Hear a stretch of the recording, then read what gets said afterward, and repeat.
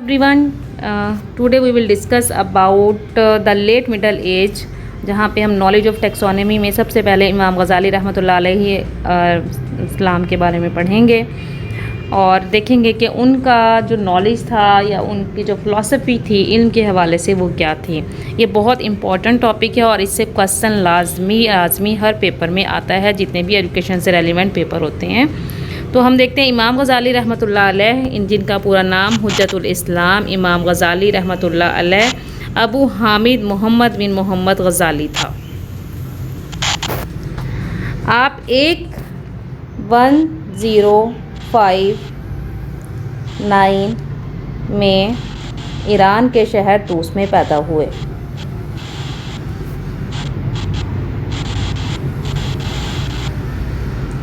आपके वालिद सूद का जो है वो काता करते थे। अरबी में गज़ल के मायने कातने के होते हैं।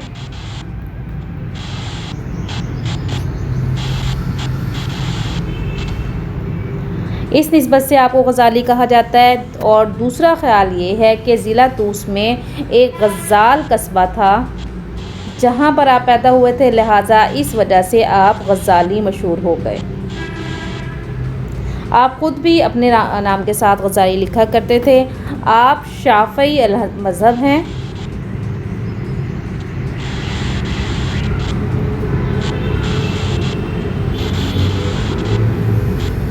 और आपकी जो तसनीफ़ात हैं वो 78 हैं, जिनमें अहयाए उलूमुद्दीन,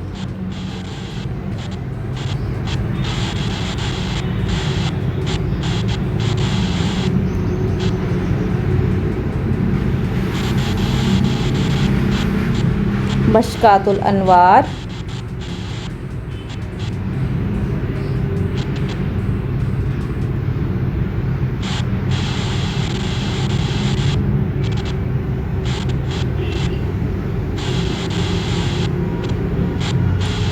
अल-मुनक़ज़ मन-ज़लाल, तहाफ़ातुल फ़लासिफ़ा और कीमियाए सआदत।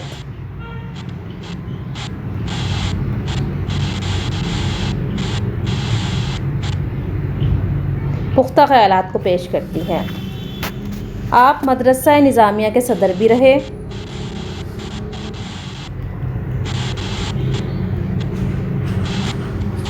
और ये टाइम पीरियड आपका 1093 to 1096 तक था।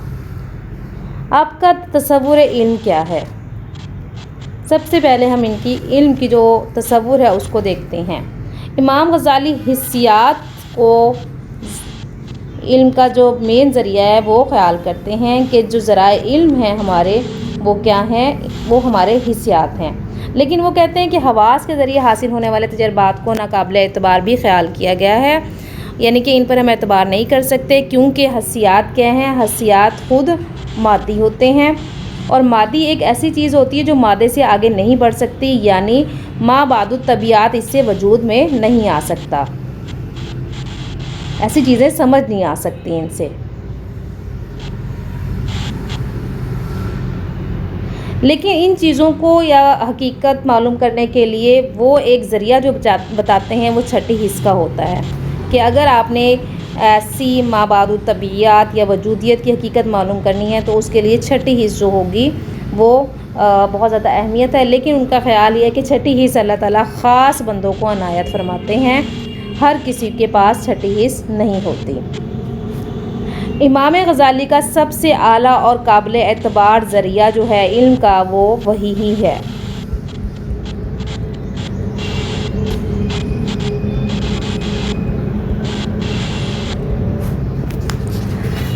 उनके मुताबिक वही का इल्म मुस्तनिद और मोतबर होता है और इसमें किसी भी शक व शुबे की गुंजाइश नहीं होती। अब हम देखते हैं उनके नज़दीक ज़राए इल्म क्या हैं।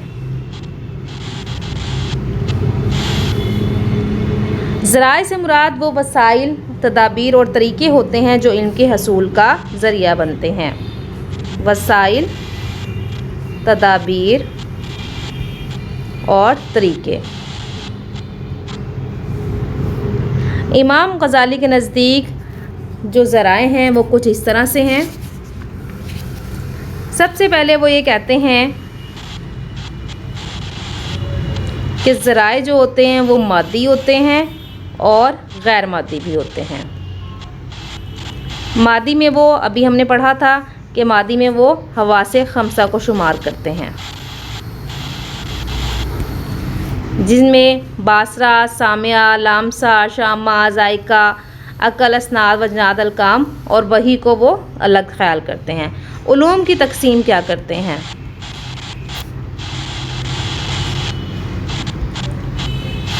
ये क्वेश्चन पेपर में इस हवाले से आया है कि इमाम गज़ाली के नज़दीक जो उल्म है उसकी दो अहम शाखें हैं। पहला है जी इल्म मज़मूम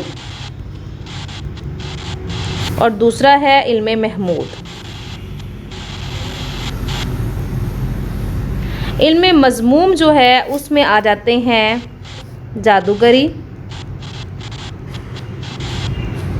मौसीकी, शोबदेबाजी। जबकि इल्म महमूद में आ जाते हैं वो तमाम इल्म जिनको सीखना शरीयत ने पसंदीदा करार दिया है, उनको वो इल्म महमूद कहते हैं। और इल्म महमूद की वो मज़ीद दो अक़साम लेते हैं। इनमें से एक होता है फ़र्ज़ ऐन और दूसरा है फ़र्ज़ कफ़ाया।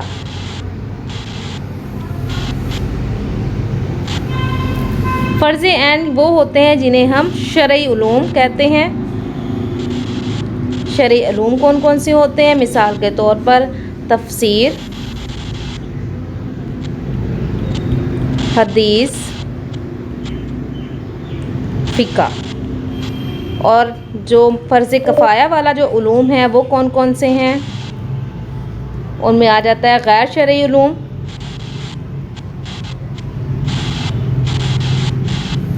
जिनमें रियाज़ी, तिब और सनती उलूम।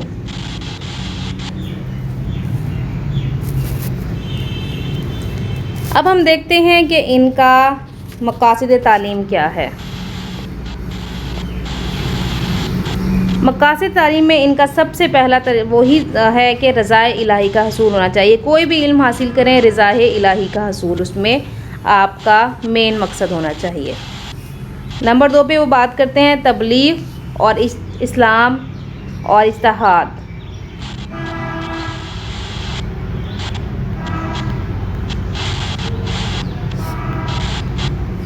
तस्खीर कायनात।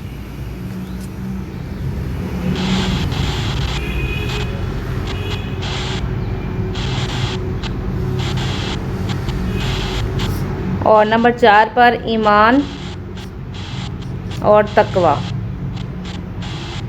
और एहसान की सफ़ात। ये आपने इनके मकासिद तालीम हैं और इनके लिए वो निसाब तालीम क्या देते हैं इन मकासिद को हासिल करने के लिए, तो हम वो भी देखते हैं। उनके नज़दीक जो निसाब होगा वो दुनियावी और दीनी अलूम में तकसीम होगा, यानी कि दो तरह का होगा। दुनियावी तालीम अलग होगी तो दुनियावी अलूम पढ़ाए जाएंगे और दीनी तालीम के लिए दीनी अलूम। इमाम गज़ाली ने दुनियावी अलूम में जिनको शामिल किया है वो ये कहते हैं दुनियावी अलूम में ज़राअत, मामारी, धातकारी और चोबकारी, पीसना, पकाना, सीना, धोना, ये चीज़ें शामिल हैं। और जबकि उनके नज़दीक जो हमारे पास दीनी अलूम होंगे उनमें इल्म असूल होगा, ठीक है। इल्म असूल यानी बुनियादी इल्म जिनमें कुरान आ जाता है, हदीस आ जाती है और इजमा इल्मुल फ़ुरू होगा। इल्म फ़ुरू यानी कि इल्म विरासत, हक़ाइक़ अशिया का इल्म, इल्म अखलाक़ियात, मुआविन इल्म जिनमें ज़बान व अदब, तकमीली इल्म। और इन तकमीली इल्म में कौन कौन से इल्म शामिल हैं? क़िराअत व तफसीर और इल्म अस्म रज्जार। तरीक़ा तदरीस क्या है? तरीक़ा तदरीस वो ये कहते हैं कि सबसे पहले आदाब बच्चों को आने चाहिए। जब क्लास में पढ़ा रहा है उस्ताद तो बच्चों को पता हो कि उसके आदाब किस तरह से हैं, क्या किस तरह से क्लास में बैठना है, यानी कि जमात में तलबा की नशीस, तलबा की इस्तेदाद के लिहाज से तालीम दी जाए। फिर दर्स में इतदाल हो, मिसालों से वजाहत की जाए, आवाज़ का उतार चढ़ाव हो, तेज़ी के साथ लेक्चर ना दिया जाए, किसी लफ्ज़ और जुमले को तकिया कलाम ना बनाया जाए, हंसी मजाक से परहेज़ किया जाए, तदरीसी मावनात का इस्तेमाल किया जाए, तदरीजी असूल और सवालात के जवाबात का वक्त और लेक्चर के अख्ताम। लास्ट टाइम किसी पेपर में एक क्वेश्चन आया था जिनमें तदरीसी मावनात की बात की गई थी कि किसने इस्तेमाल करने के लिए कहा था, तो इमाम गज़ाली भी उनमें से एक हैं।